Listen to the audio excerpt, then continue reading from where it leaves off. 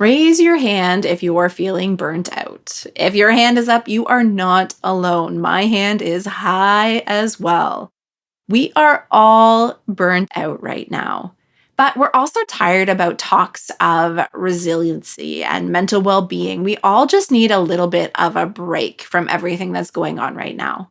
And while a gap year is a break from formal schooling, it's not a break from learning or a break from your goals. This is an opportunity for you to take care of that burnout, but to feel excited and joyful. So let's learn more about how that's possible in today's episode. Have a listen.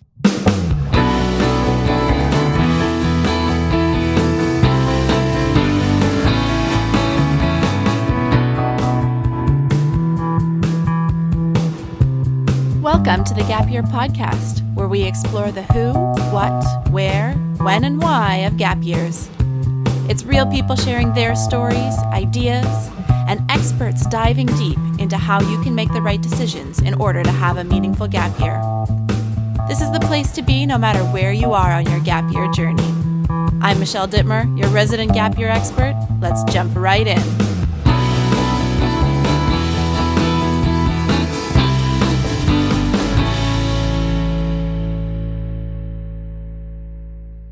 Hey there, and welcome to the Gap Year Podcast. As always, my name is Michelle Dittmer, and I am your host and Gap Year expert. Now, a year ago, I can't believe I'm saying this, I did a podcast all about languishing, which was the term of the time. Wonderful New York Times article really brought this term to light, where you're kind of just barely surviving. Life is just meh, just kind of nothing. And we were all sitting in that state. But that was a full year ago, and we've been through an entire other 12 months of pandemic life. So we are well beyond languishing. And I would suggest maybe that the word of the year this year is burnout. Parents are burnt out, teachers are burnt out, employees are burnt out, employers, students are burnt out. It's just a very, very common experience that we're all having 2+ years into this pandemic life, something we never thought we would experience. Now, myself, I am usually this roaring fire. I ravage through tasks, get stuff done, love meeting people, but now I feel a little bit more just like a smoldering ember. So follow me with this little analogy here. I'm still putting off a little bit of heat, but at a much, much, much slower rate and much less magnificent. I'm here, I'm doing my thing, and I'm keeping all the balls in the air, but it's not magnificent at all. All it takes these days for me is a very, very small breeze to take that little ember and basically turn it into a wisp of smoke to completely extinguish that flame. So it doesn't take very much to push me over the edge into just not being able to do the work that I want to do or have the experiences that I want to do. But something that always excites me is that fires can still ignite from embers. Now, let me tell you a little story. My house backs onto a field full of lots of dry grass. And about this time last year, we had a huge grass fire. I'm talking firefighters with hoses putting it out. And all of this came from some warm embers that my neighbor had in their compost bin. And all it took was the exact right conditions for that fire to completely ignite, burn brightly, hot, and quickly. It was full of power and energy and brought excitement back to our neighborhood. There were flashing lights. All of the neighbors were coming out to talk to each other. All it took was the right conditions. And inside of all of us, we have that ember that has the potential to become that raging inferno again. We just need the right conditions. Like many of you, I've been working with a counselor and consuming a lot, and I mean a lot, of self-help content through social media. And one of the elements that I saw on social really, really stuck with me. It was this idea that you cannot heal in the same environment that hurt you. And this goes through a lot of trauma. No matter what your trauma is, you cannot heal in the same environment that hurt you. And that really rang true for me is how can I heal? How can I overcome this burnout that I'm experiencing because of the pandemic while in a pandemic?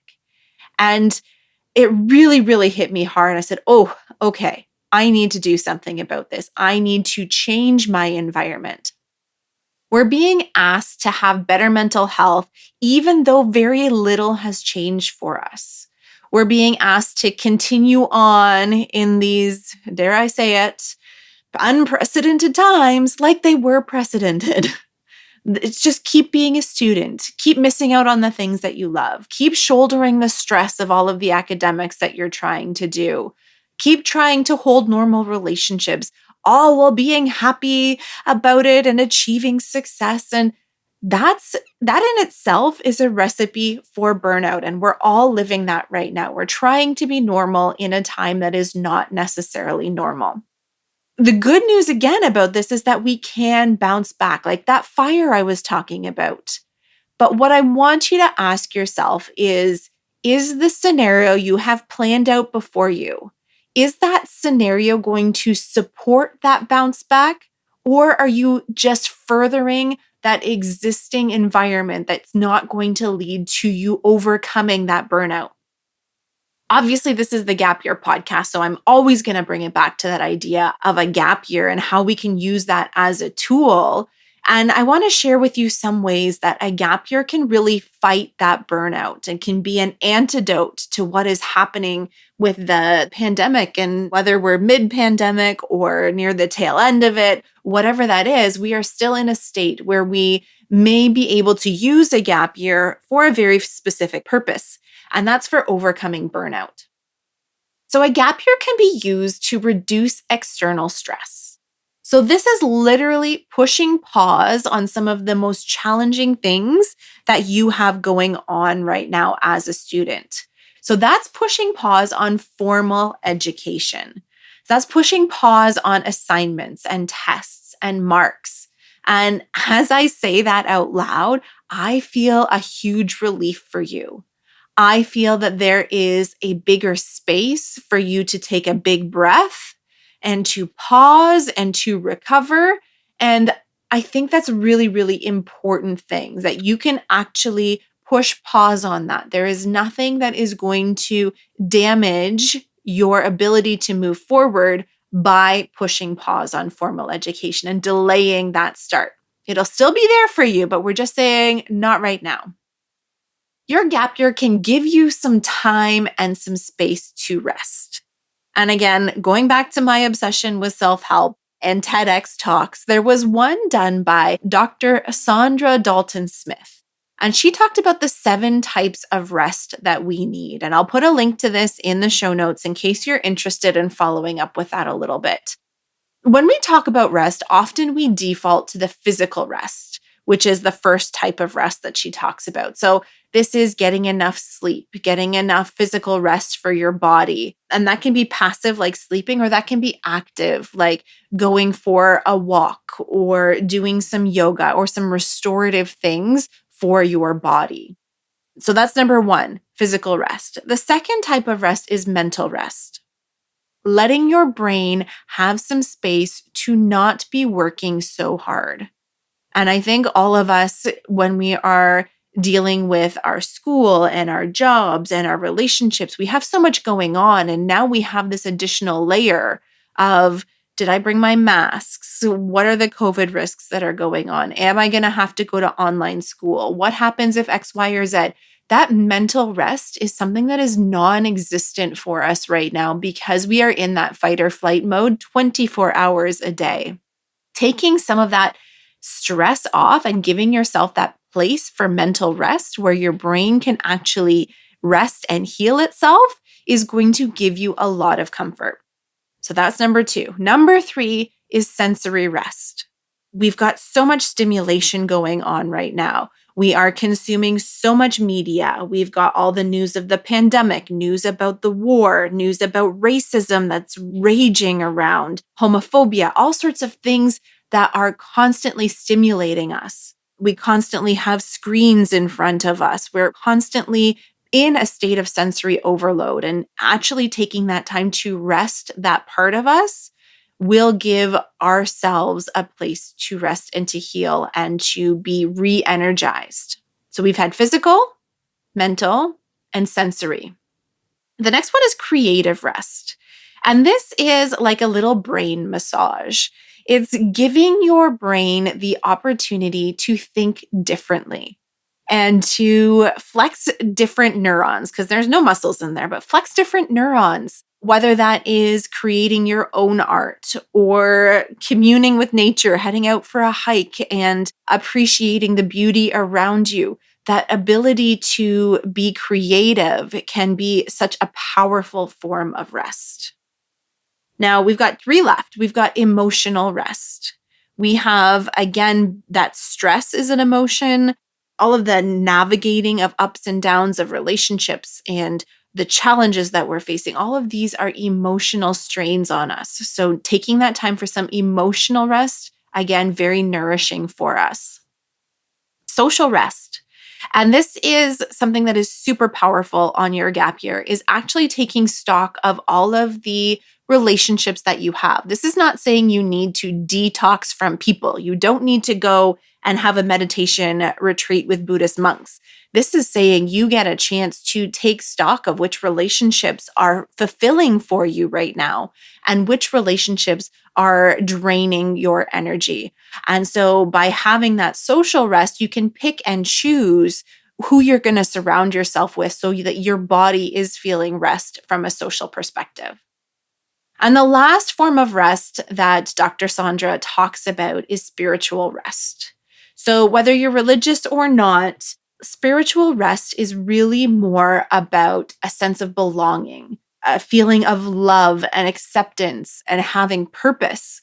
And I think this is one of the hardest hits in the pandemic, is that ability to feel like you belong, to feel like you are connected, and to feel like you are living out a sense of purpose.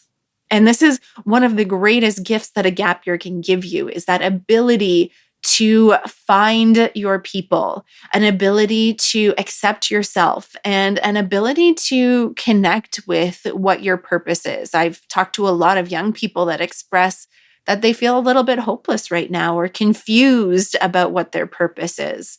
And spending time to push pause on all of that noise that's out there that's confusing us, and taking some time to get that spiritual rest can give you a much stronger sense of purpose and connect you with things that are going to draw you to what your actual purpose is. Now, a gap year isn't only for rest. It's not just about that relaxation of all of those needs that we have as human beings. It's also an opportunity for you to find joy and excitement on your own terms. It's a time for you to reconnect with things that you love, with people that you love, and making those things a priority. We are human beings. We are driven by that connection. We have certain tendencies of people that we gravitate, activities that we gravitate to. But in a hot, fast-paced society, sometimes those things get pushed to the side and we lose direction. We lose a sense of where we're going and what's important to us. But finding that joy and excitement through doing the things you love with the people that you love, that is huge. Imagine going on adventures again, making really positive memories that are going to shape your future in such positive ways. Imagine waking up excited each and every day about what you're going to do, not only that day or that month, but that whole year. I think we've all been lacking a sense of joy and a sense of excitement. And maybe midterms is going to do that for you, but I'm not so sure. But maybe you can find an activity or an experience that will ignite that in you, that will keep that fire burning, and finding that joy and excitement can be a really, really great outcome of taking a gap year. All of these things that I've talked about are super rejuvenating. They feed our bodies, they feed our souls when we are burnt out. And that's what's going to give us that energy to move forward. There are tons of studies out there right now that are talking about the value of rest, and that not only is this rest good for us, it actually makes us more productive and able to achieve our goals. We're seeing some very progressive countries move to a 4-day work week. We are seeing companies offering 6 weeks of vacation compared to the normal 2. We see sabbaticals popping up and, of course, gap years. These are all tools that allow us to do our best work. They allow us to achieve our goals and live a life of balance where our life's purpose is not the daily grind. It's not exchanging our happiness and well-being for a paycheck or a top grade. Your gap year can be productive and rejuvenating. You can earn money while taking care of your own needs. Can you imagine that? You can develop critical life skills while taking on new adventures. You can move yourself closer to your career goals on your own terms. Now, college and university will always be there for you. If that's part of your path, if that's the direction you want to head, pushing pause will not take that away from you. I know that being bold and saying that you need a break and taking time to address all the other things going on around you will allow you to step into that next phase with a fully charged battery. It will allow you to step into that next phase excited about school, ready for school, knowing that you can put in 100% of yourself so that you can get the most out of that college and university experience.